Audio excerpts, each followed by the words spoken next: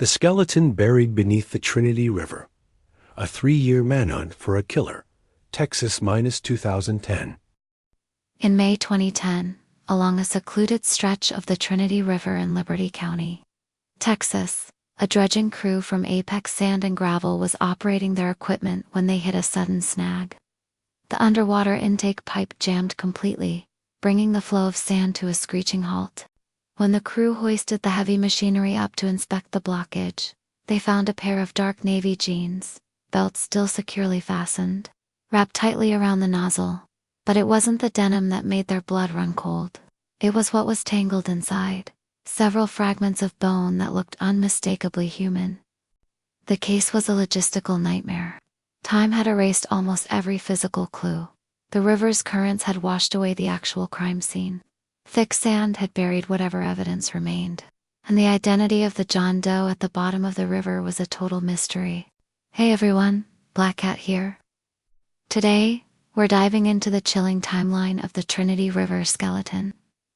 From that gruesome first discovery during a routine dredging operation, through the grueling process of identifying the victim, all the way to a relentless manhunt that pieced together clues both water and time had tried to destroy. Let's get into it. Discovery beneath the river.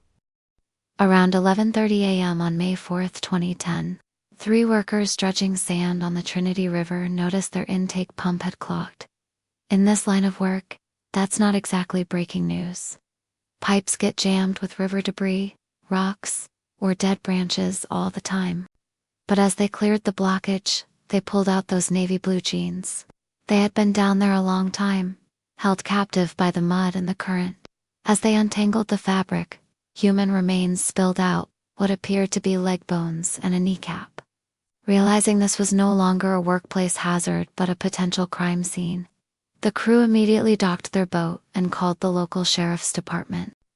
Deputies arrived to secure the scene, and once the coroner confirmed the bones were human, the Texas Rangers and the state police's major crimes unit were brought in. They deployed dive teams to scour the riverbed around the dredging site. The search yielded grim results. Divers recovered a nearly complete skeleton, including a skull, along with a light-colored short-sleeved t-shirt. The skull bore 2 distinct trauma marks, and the shirt was shredded with multiple tears on the front and back. These weren't signs of a tragic drowning. Investigators knew right then. They were looking at a homicide. From bones to a murder mystery. Autopsy results confirmed the worst. The trauma to the skull indicated blunt and sharp force injuries, and the torn clothing suggested a violent struggle. Whoever was buried under that riverbed had been brutally murdered before being dumped in the sand. But to catch a killer, you first need to know who the victim is. The skeleton had no wallet, no ID, just the clothes on its back. Law enforcement blasted alerts across neighboring counties and statewide missing persons databases, looking for any cold cases from the past few years. A breakthrough came when a woman from the nearby town of Dayton, named Helen Thompson, came down to the station to view photos of the clothing. The moment she saw the dark navy jeans, she broke down. They belonged to her husband, Paul Thompson, who had vanished without a trace in 2007. According to Helen, she recognized specific details right down to a frayed hemline she had intended to stitch. A DNA match from the state crime lab soon made it official. The remains belonged to Paul Thompson. A nearly 3-year-old missing persons case was officially reclassified as a homicide investigation. The fatal run of August 25, 2007. At around 3 p.m. on August 25, 2007, Paul Thompson left his home to buy a load of specialty timber in the neighboring county. He was riding a red Honda motorcycle, carrying his cell phone and about $5,000 in cash. Before he left, he told his wife he'd be back by dinner so they could prep for a local farmer's market the next morning. This detail was crucial. The promise to return that evening meant Paul had no intention of disappearing. Detectives tracked his movements and found that Paul hadn't been able to secure the timber that afternoon. He left the lumberyard around 6 p.m. to head home. By 7:30 p.m., when he still hadn't arrived, his family started calling his cell. At 7:10 p.m., the phone had rung with no answer. By 7:30 p.m., it went straight to voicemail. The investigative window was incredibly tight. Paul met his fate sometime between 7 p.m. and 8 p.m. that night. A crime scene washed away. A special task force was formed, but they were working against the clock, a clock that was 3 years too late. Paul was known as an honest, hard-working family man, with no known enemies, ruling out a targeted hit. Furthermore, his red Honda, his cell phone, and the $5,000 in cash were nowhere to be found. The motive was almost certainly robbery. Investigators physically retraced Paul's route. To get home, the fastest way was to cut across an old, isolated, privately operated river ferry crossing. Reconstructing the timeline proved that Paul likely encountered his killer at that ferry dock or while on the water. But when police canvassed the area, they hit a brick wall. The dock was remote, the crime happened after dark, and 3 years had passed. All they had was a skeleton, some ripped clothes, and a gaping hole in Paul's final timeline. But when police canvassed the area, they hit a brick wall. The dock was remote, the crime happened after dark, and 3 years had passed. All they had was a skeleton, some ripped clothes, and a gaping hole in Paul's final timeline. The anonymous call. Just as the trail was going cold again, an obscure piece of evidence surfaced. Over a year before the body was even found, a night shift dispatcher at the local sheriff's office had received a strange, anonymous call from a man. The caller vaguely stated that if anyone was missing from around the river crossing, it wasn't an accident, it was murder. When the dispatcher pressed for details, the man hung up, and the burner number was disconnected. At the time, with no body and no local missing persons reports matching the vague description in that specific precinct, it was written off as a crank call. Now, that forgotten late-night whisper was the key to the entire case.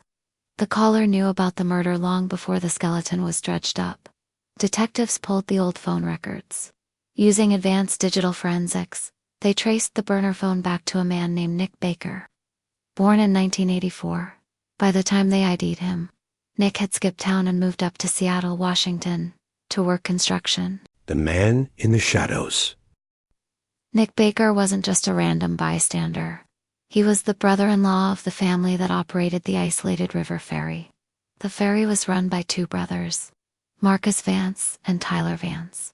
They were the ones manning the crossing the night Paul Thompson vanished.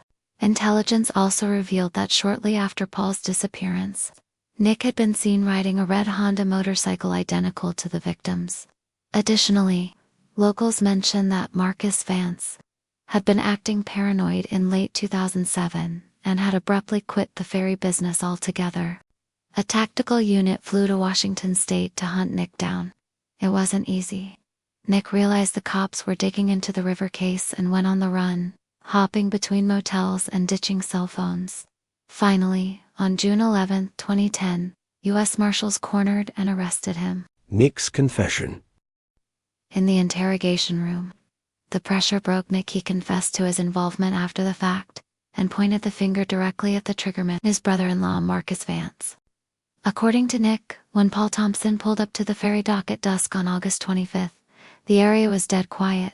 Marcus saw the cash, the expensive motorcycle, and an easy target. While ferrying Paul across the dark river, Marcus ambushed him, attacking him with a heavy hunting knife until Paul succumbed to his injuries and fell into the water.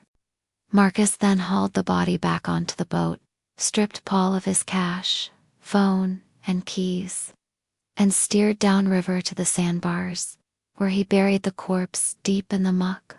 He didn't keep the dark secret to himself. Marcus went to Nick Baker, confessed the whole thing, and asked for help getting rid of the bike. Nick took the red Honda, scrubbed it down, and together with the younger brother, Tyler Vance, drove it down to a chop shop near the Mexican border, selling it for a measly $500. The arrest of Marcus Vance. Armed with Nick's confession, heavily armed units descended on the Vance property in Texas to arrest Marcus for capital murder and aggravated robbery. When Marcus saw the cruisers rolling up, he actually tried to dive into the river to swim away, but officers quickly dragged him out. For the first few days, Marcus stonewalled the detectives. But when faced with his brother-in-law's taped confession, the physical evidence, and the recovered records of the sold motorcycle, he finally caved. He admitted to slaughtering Paul Thompson for the cash and burying him under the riverbed. The aftermath. The courts moved swiftly. Marcus Vance was convicted of capital murder and aggravated robbery. In April 2011, a judge sentenced him to death. Nick Baker received a 2-year prison sentence for accessory after the fact and fencing stolen property. Tyler Vance, the younger brother, received probation for failure to report a felony. The case didn't entirely end with the gavel drop. In March 2013, following an intense appeals process, the governor commuted Marcus Vance's death sentence to life in prison without the possibility of parole. Legally, the books are closed, but the chilling reality remains. If that dredging pump hadn't jammed on a random Tuesday in May 2010, Paul Thompson might have stayed buried beneath the Trinity River forever. And if a dismissed, anonymous phone call hadn't been saved in a police archive, a brutal killer might still be walking free today.